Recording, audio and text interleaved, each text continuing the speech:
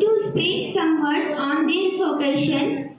12th Rabiul Awwal 53 before Hijri, August 570, the greatest creation of Allah Azza